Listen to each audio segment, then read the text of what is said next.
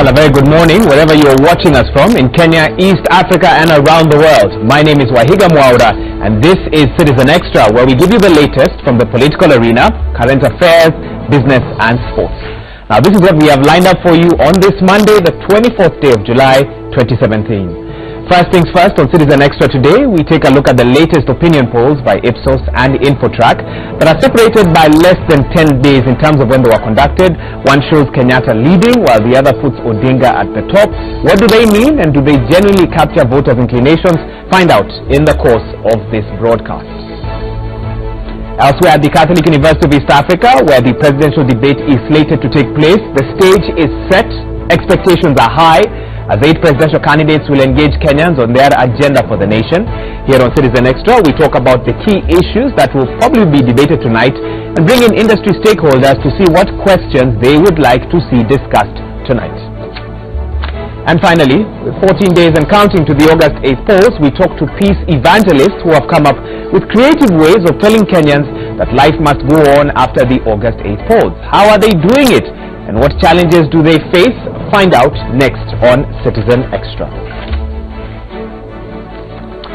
Indeed, we are also live for you from different parts of the country, and of course we treasure your feedback. Talk to us on all our platforms. Our SMS line 22422, and we can be reached also on social media, Twitter, Facebook at Citizen TV Kenya. Use those platforms to talk to us, and we will read your feedback as and when we can. We also have expert analysis in studio. Let me briefly introduce my panel. Glad to have Margaret Ireri, Director, TIFA Research. Welcome to the program. We also have Michael Agwanda, a political analyst. Welcome to the program. Mark Bichachi, communication strategist, and Eric Wanjohi, communication analyst. They will be helping me to talk about the various issues, and of course we'll begin the discussion by talking about opinion polls. But before we go to that, as we mentioned earlier, we're live for you across the country. We're live in Mombasa County, Kisumu County, and Uasin Gishu County as well. Let's begin in Mombasa, where a principal and 5 other school workers of St. Augustine's Preparatory School are expected in court today to answer to charges of negligence. We'll be crossing over to Mombasa shortly. After a 6-year-old pupil was crushed, there we go, just shots of the High Court. A 6-year-old pupil was crushed to death after he fell through the floor of the school bus.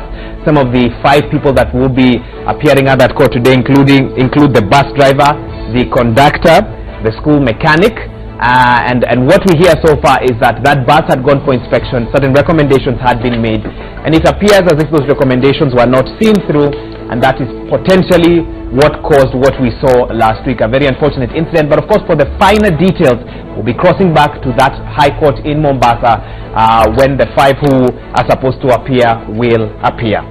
But back here in studio, the big story, which was big story from yesterday and will be discussed obviously into the course of this week, is the topic of opinion polls. And before I engage my panel, in case you are not able to catch Sunday Live last night where this was also discussed, let's take a look at what some of those opinion polls put out.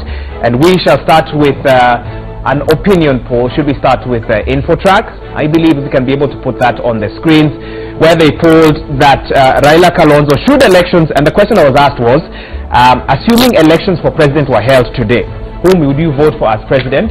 And we'll start with the Infotrack poll. There we go on your screen. Raila Kalonzo would come out on top with 47%, Uhuru Ruto 46%, Dida 0.4%, Ekuru Aukot 0.2%, of course Professor Enaina, Jirongo 0.1% each, Nyaga 0.1%, Japhet Kavinga 0.1%. The undecided would be about 6%. That is what Infotrack came up with. And of course, just to give you some details, this was carried out in 31 counties, 100 constituencies, and they polled registered voters. The margin of error is 2.19.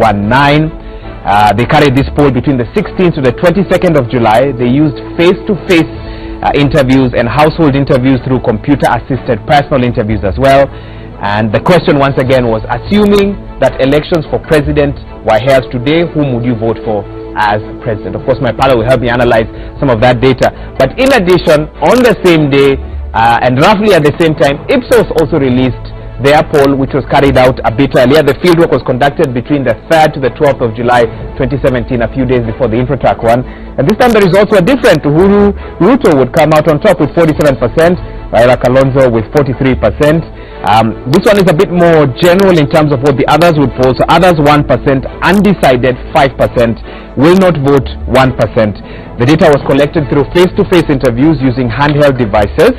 And the target population for this survey was Kenyans aged 18 years and above, 2,209 living in urban and rural areas. Those selected and willing to participate had 3 language options: English, Kiswahili, and Somali. And the margin of error attributed to sampling and other random effects is plus or minus 2.1. So that is a bit about what the pollsters revealed yesterday when they held their press conference to release those results. Let me get into it with my panel here in studio, and let me begin with Maggie, just to explain to us briefly how such polls are carried out for the benefit of our audience in layman terms, if it's possible. Are you able to just walk us through that? Okay, sure. So when we talk about polling, the way it's done is that the sample size that is selected has to be representative, and I can see the 2 pollsters had sample sizes above 2,000. We as the Market and Social Research Association agreed for a national opinion poll, we need a sample size of at least 1,500.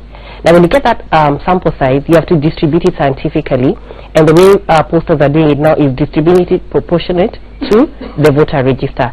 It therefore means that a county with a higher voter register is allocated more interviews as compared to a county with a lower voter register. The other thing that we also do is that right now IBC, for the first time this year, they actually published the voter register demographics by gender and by age. So when we even sampling, we ensure that the age breakdown and the gender breakdown is aligned to the voter register.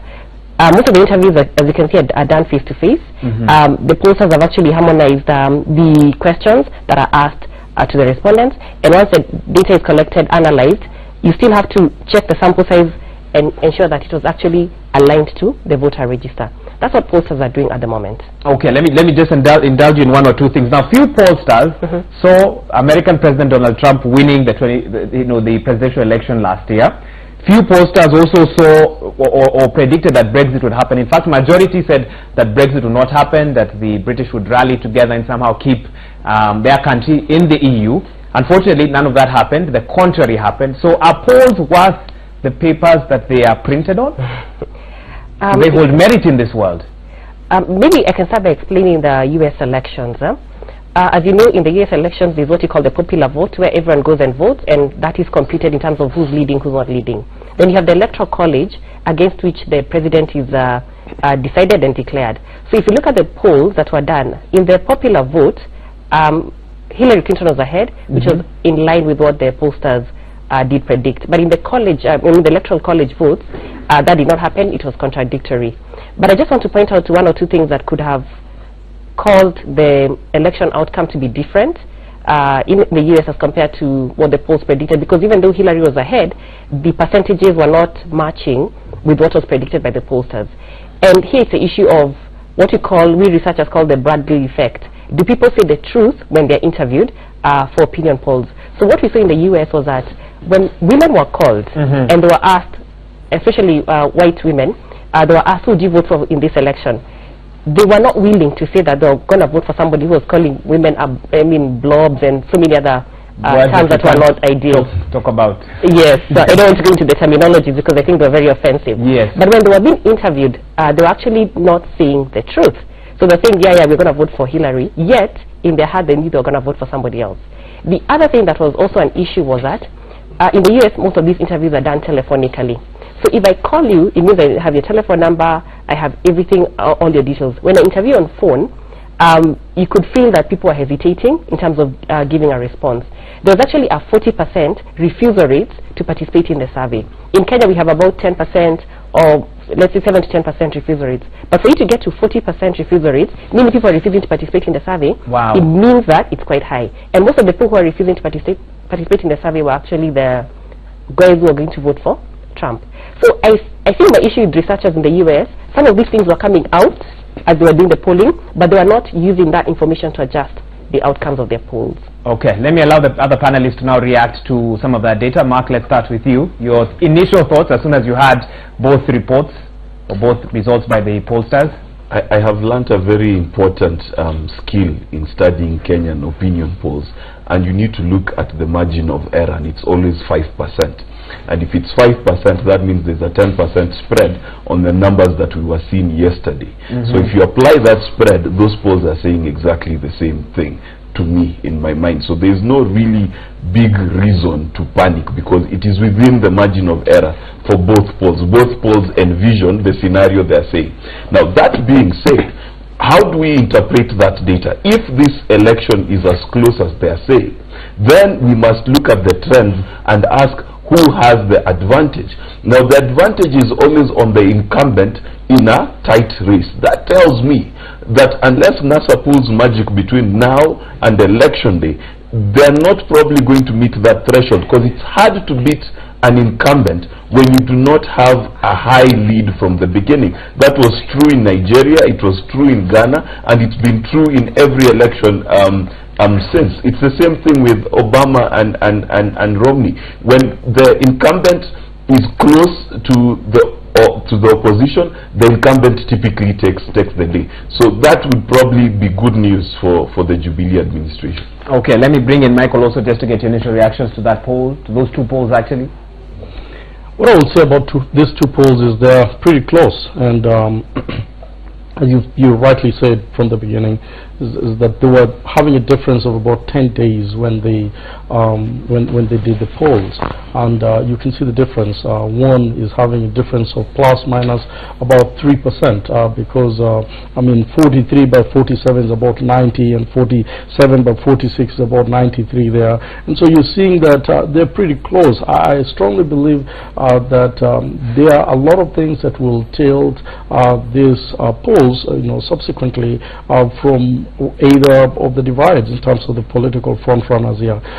We can see that both the opposition and the incumbent president are very, very close, and I think for the first time I'm saying yes, there've been a lot of attack on some of these polls, and questions of whether they are being bankrolled to sway the public in a certain way, but I can tell you that this is perhaps the closest these polls have ever been. However, a lot can happen within the next 14 days, and depending on how these people go out there, the presidential front runners go out there and ask people to vote for them, it is so close that it might be worrying that perhaps you might go for a runoff.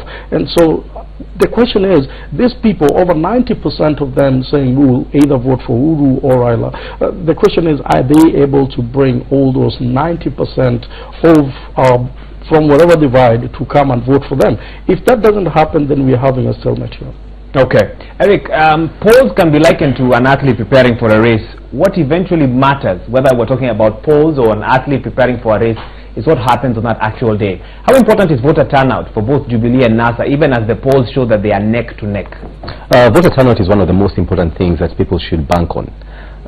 We've seen both parties, Jubilee and NASA, campaigning on different fronts, but when it comes to the actual conversion of these voters into actual voters for them is a problem.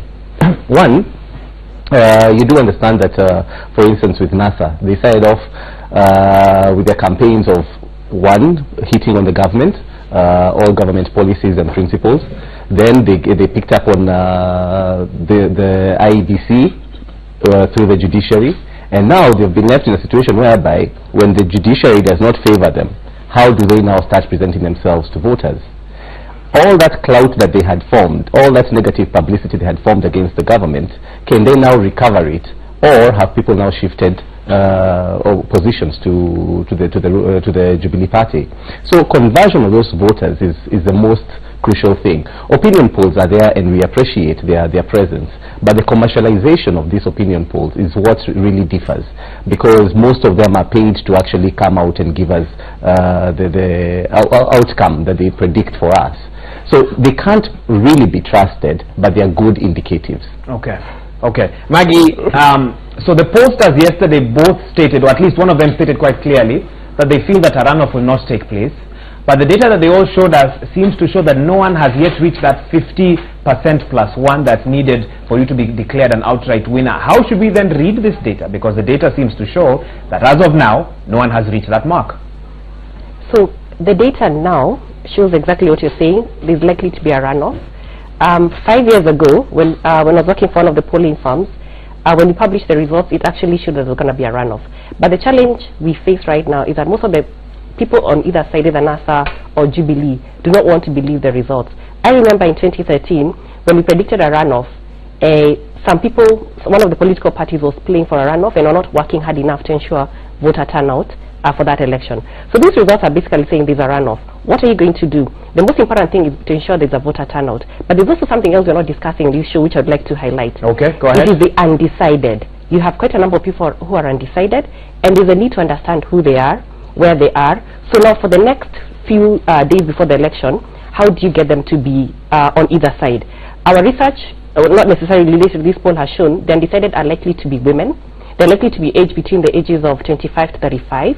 They're living in rural areas, and they're not educated. So how do you package your message to this particular audience and get them to actually decide and vote for any of those candidates? Now that's what the poll is showing. And it's not necessarily that the pollsters have been paid, as my colleague there is saying. It's an issue of these are the facts, take them or leave them, or basically work with them and ensure that you win this election. How would you compare the undecided with another group here that I see? One likely culprit of why sometimes polls don't predict what's happening is because of non-response bias. This occurs when certain kinds of people systematically do not respond to surveys despite equal opportunity accorded to them to do so. Yet these people on poll day will go and vote, and their votes will be heard. How would you compare undecideds with those who you might call me when I'm afraid of revealing my information publicly, but I have a stand? So I'll either not pick up the phone, or I'll say that I'm undecided, unfortunately, while I have decided and I already know who I'm going to vote for. What would you say? Is there any difference between those two types of people?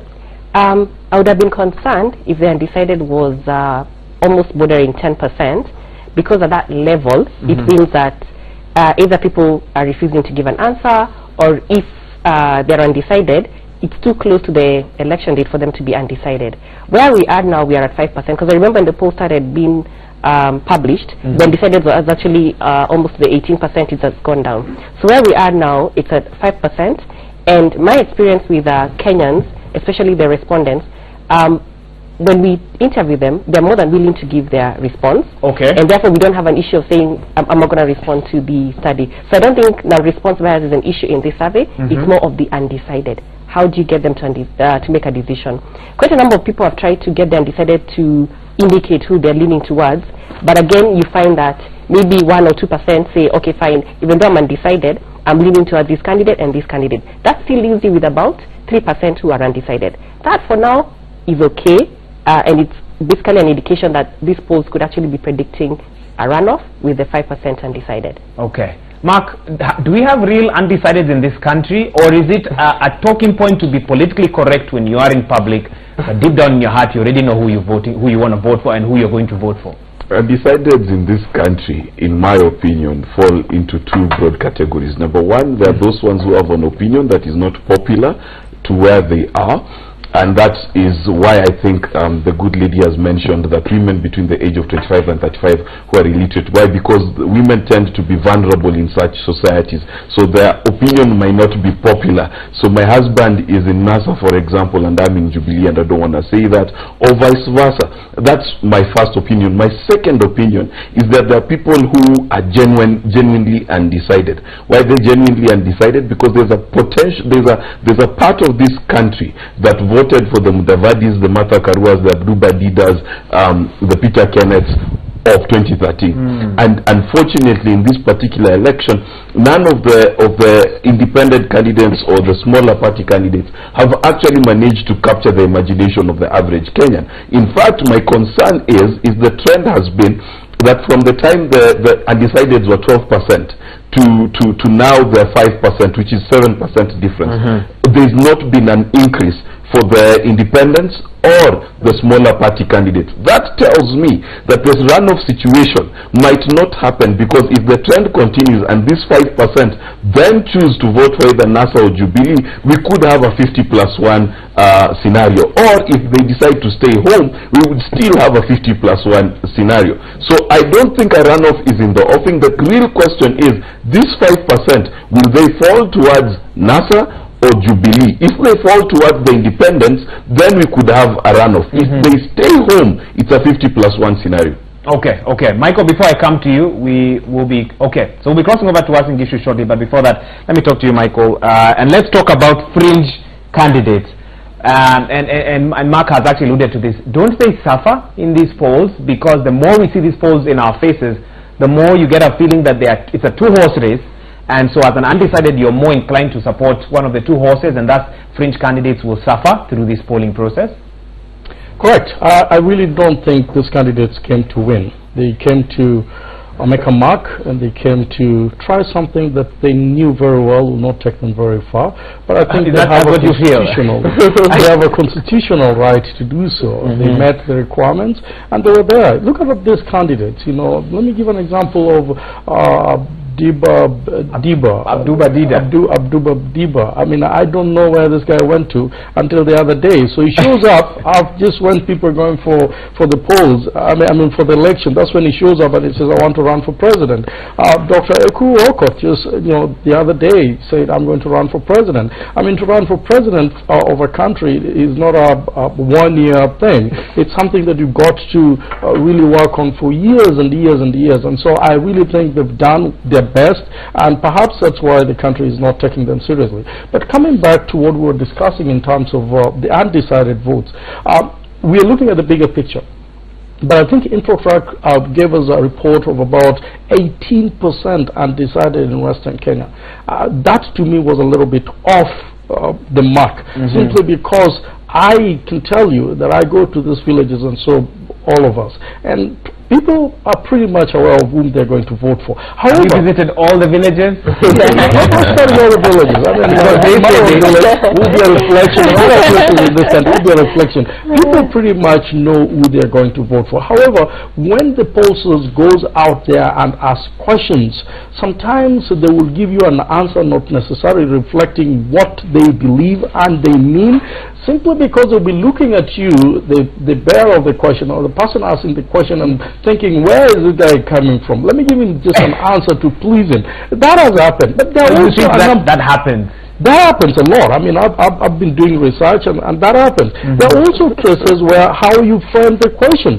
Somebody will just give you an answer depending on what it thinks you want to know. But most importantly, we are also having people there that are polling on people who are not even voters. They will tell you anything. And there are some of those undecided people. I mean, some of those guys you see on the street saying Baba and saying Uhuru, you ask all of them and you'll be surprised. Some of them are not even voters, but they will tell you who they're going to vote for, yet they will not find themselves on the polling box. Well, for the benefit of our viewers, InfoTrack did state that they asked registered voters, while Ipsos asked everyone within a particular age category, but they isolated those who would not be voting, and I think those fell into the 5%. So both chose to use those different methods of collecting their data. Eric, let me come to you. We've talked about how these polls will affect the voters, but how will these polls affect the politicians? How will they affect NASA and Jubilee? What do you think they will take out of the results that came out yesterday?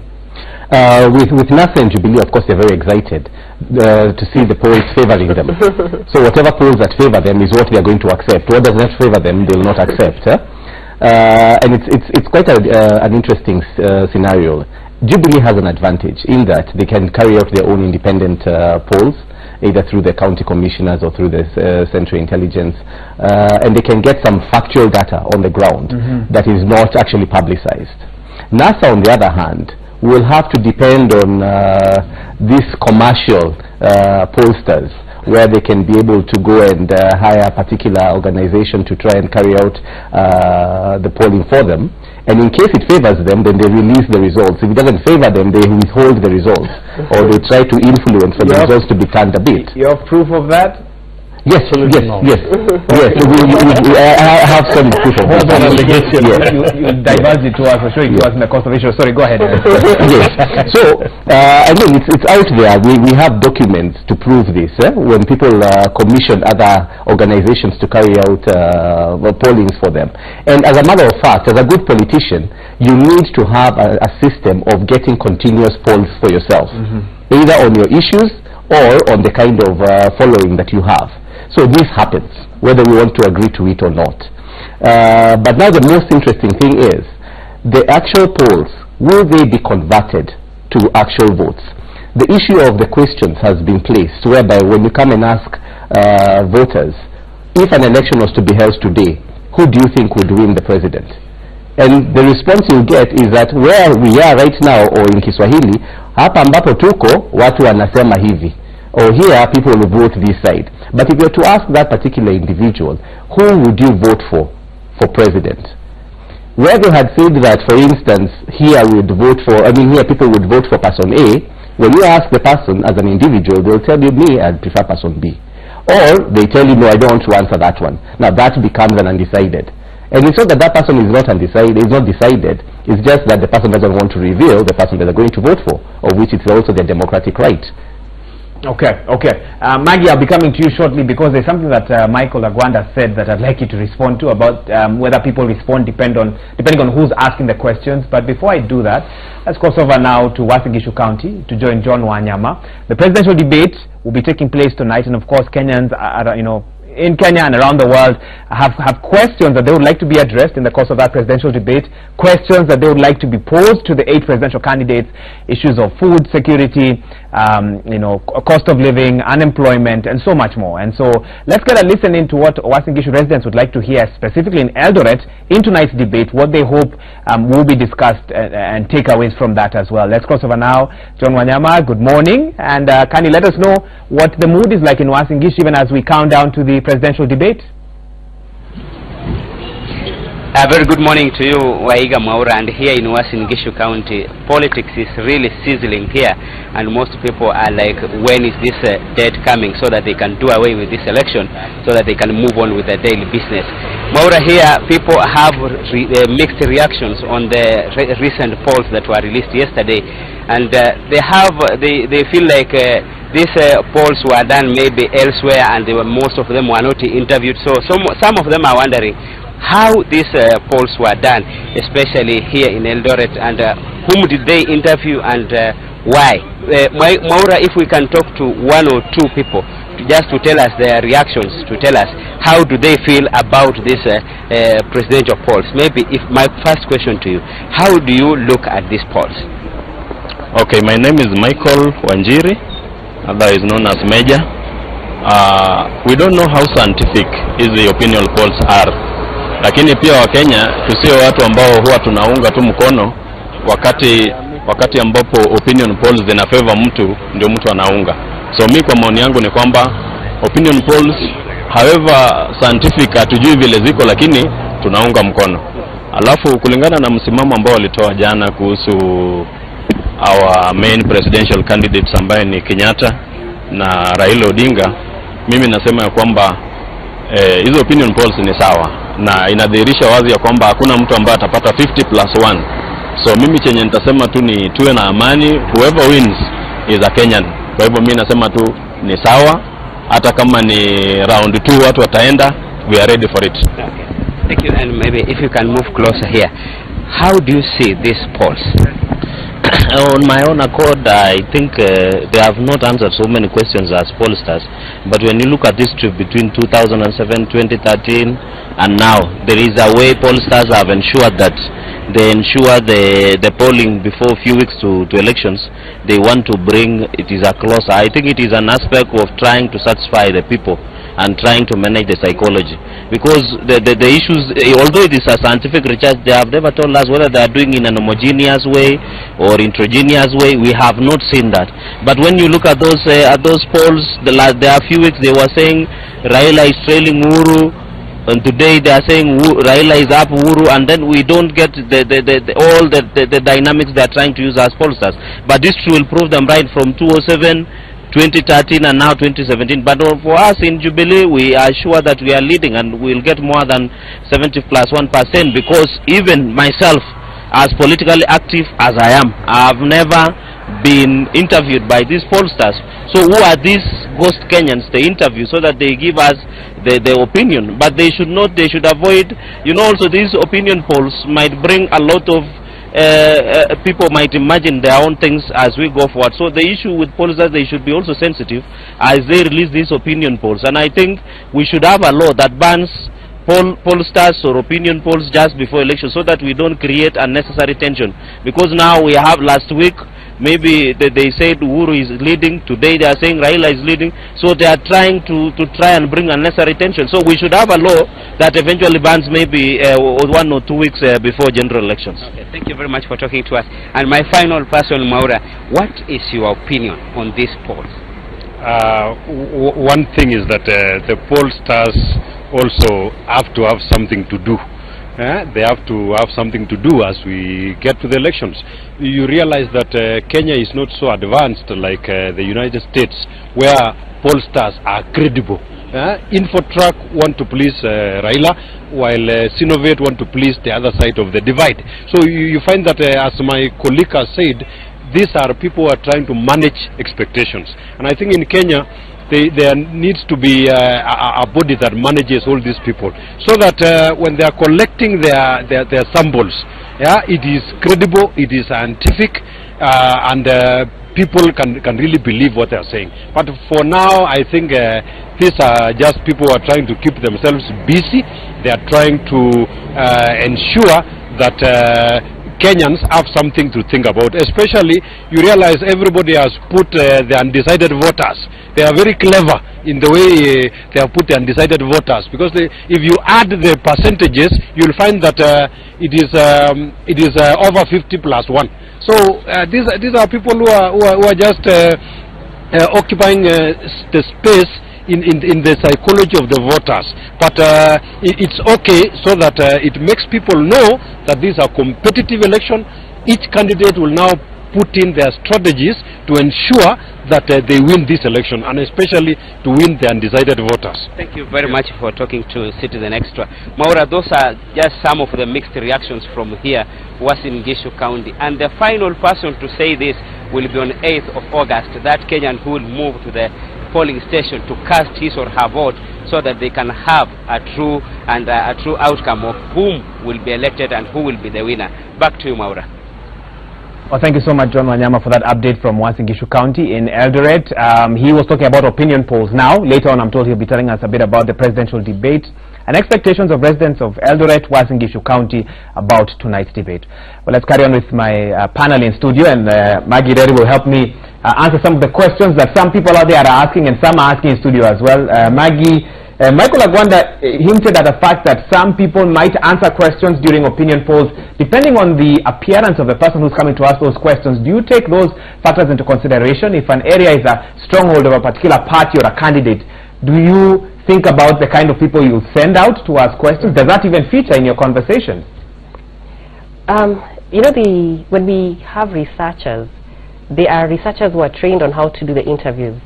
And by the time I am sending a researcher to, let's say, Mombasa or Kisumu or Nyeri, etc., they have to be researchers who are knowledgeable about the terrain there, and they have to be researchers who speak the local language.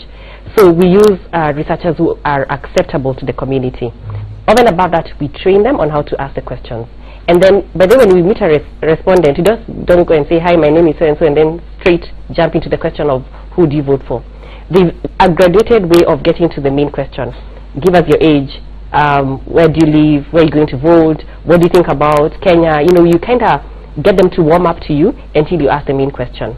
Okay. Now, increasingly, what we're also doing is, and here we talk about what the firm I work for does. On the key question, which is, if elections are to be held today, who do you vote for? Our software has a way of silently recording. Meaning at the point where I'm interviewing you, and usually we interview using the phone. I'm interviewing you, but I'm keying in the answers on the phone. When we get to that question of who do you vote for as whatever position, it gets into what you call silent recording. So I hear the researcher asking the question, and I also hear the respondent responding. Okay. And then after that, the recording goes off. So that's how we're verifying that, one, the respondent felt at ease, and then they give the right answer. So I disagree with what Michael is saying. We are definitely using the right way of interviewing. And over and above that, by the time you got into a point of asking the respondent the question, they're at ease. Most of them are at ease. I know you can't speak on behalf of all pollsters, but because you can see there's a level of mistrust around the country in regards to polls, because usually the polls will put one party over the other, and then the other parties are aggrieved, and then next time it will be the other way around. So generally there's a sense of mistrust. And even my panelists here in studio generally are talking about how they don't trust the polls too much. My question to you would be, can pollsters do more to sensitize the public on how they actually do their work? Could they, for example, with such, polls with such serious implications like the ones that were released yesterday, is it possible to allow, the public to be able to interrogate the process? Could we document a poll, for example, and air it to show how the process is done? Because I feel where there is mystery, or it's very complicated, especially in terms of the jargon that pollsters use, a lot of people will simply dismiss them as being paid for by a particular side or so forth. What do you say about that? Baby, I just want to, number one, there's already a law that is regulating pollsters, okay, and that was passed like 5 years ago, 6 years ago, and it specifies how opinion polls should be conducted and how they should be published. So there's already a guideline. The second thing is that we have the Market and Social Research Association, and we as pollsters have realized definitely in an election year, polls will always be considered controversial or not trusted. And we've come up with guidelines on sampling, how to ask the question, and how to ensure that the work is, I would say, bulletproof.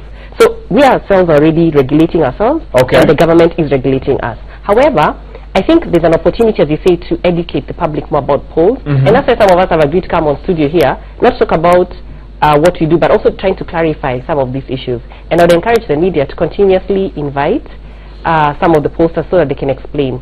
But an interesting point that you bring in, is it possible to document the process of opinion polling? It is possible. And I think the question to you would be, would you be willing to invest that time, a camera and all that, to go and see how the polls are done? And would you be willing to publish the true and fair point about what pollsters say? Because with any story, there's usually the angle that maybe you want to sell, and it could be the controversial angle. Okay, so you're throwing the challenge to us now as media. Okay, that is well noted indeed. Well, unfortunately, on this. Go ahead. Let me. Sorry, did you have a comment before we take a quick? Yeah. I want to, this is from experience. I've been doing a lot of research for many years, and I can tell you, some of these big guys sit in the office and send maybe one agent in Nyanza, for example, or Coastal Province, and he goes and hire people that are paid per day for their work. I've seen a situation, basically what I was supervising at one point, where you pay people so little that they go out there and they get 2-3 answers. By the way, there's a number of questionnaires perhaps you need to fill, or a number of respondents that you need to talk to in a day.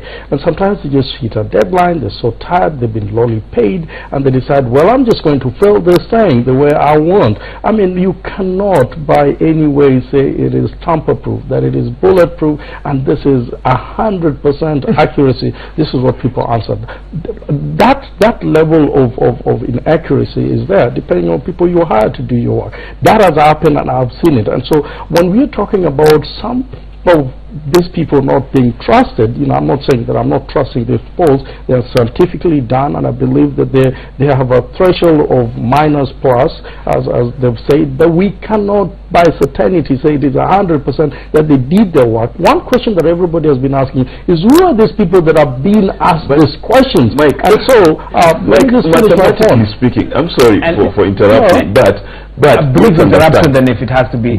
Yeah, go ahead, Mark. There are 19 million voters in this country. Let's not even talk about the population. 19 million voters. They are sampling 2,000. If they are polling 4 pollsters, those are 6,000 people.